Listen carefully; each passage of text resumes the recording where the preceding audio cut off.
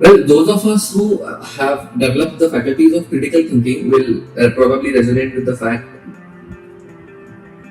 that most concepts in life have the most optimal solution. The most optimal solution exists.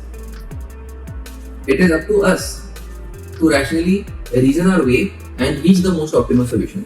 So I am hereby reiterating the solution of socialism versus capitalism. Well, the solution in such cases wherein for the largest amount of time humanity has debated as to what is the correct system, the solution usually lies somewhere in between. Like this is just a hint as to how to think, etc. Well, the correct solution, and I believe in like putting the solution out there and then letting there be debate around that idea, because I believe that when rational humans discuss, especially asynchronously, the way in which I prefer humans to discuss, when rational humans discuss asynchronously, they are themselves able to reason out that this is the most correct solution and appropriate solution. Okay, so my job here is to be the ideator. This job I have assigned myself and not the executor, because I cannot add marginal value or significantly different value than somebody else who is a good executor or an executive can, or a group of people can. As an ideator, I believe that I can add much more value. So, with my limited time on Earth, I would assign myself the job of thinking that this planet and species requires, and that I personally want to indulge in. I personally want to indulge in physics thought or physics thinking, or thinking about the physics of reality. I do not call it the theory of everything, I call it the physics of reality for my own reasons. Now, let's continue what we were talking about. The solution. The correct solution for the problem of socialism versus capitalism is abolishment of income taxes and the entire economy of the world functioning only on sales tax. The percentage of the sales tax can be different according to different industries. There can be a carbon based tax also included at the point of sale, and there can be different penalizing actions or rewarding actions on different companies or entities that behave inside that particular industry. And then at every transaction the tax happens. So when the salary is transferred from the company to the individual basically, or the individual employee, at that point in time also there can be another tax that can be individual specific. If we go very extreme on this and want to ensure for good looks as well as good genetics as well as good intellect, etc., so there can be that factored in as well.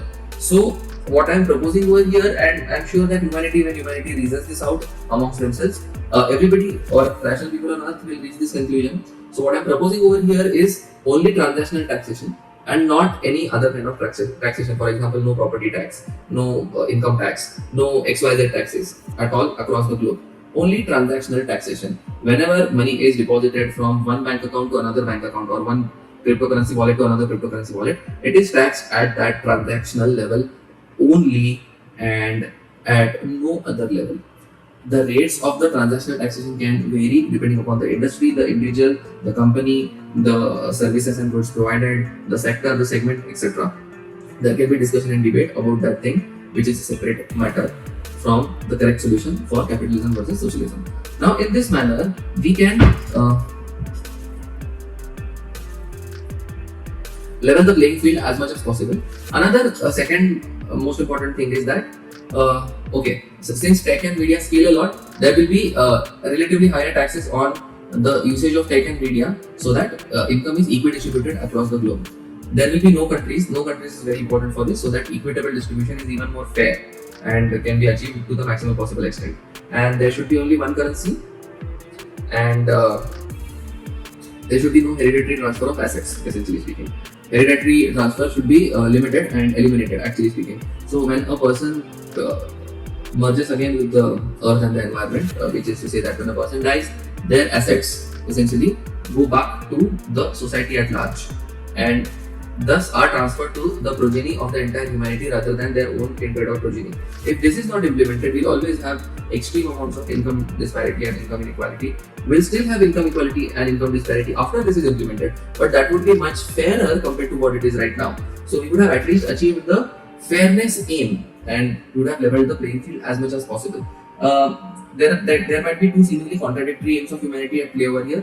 One possible aim of humanity is equal distribution of resources when somebody is born, and second possible aim of humanity might be transferring of the wealth that we have acquired over the generations and with our own effort onto our progeny. So these two debating factors and these two debating rationale that exist need to be debated out on a global stage in weighted average democracy, and this is how we'll be able to reach the solution exactly.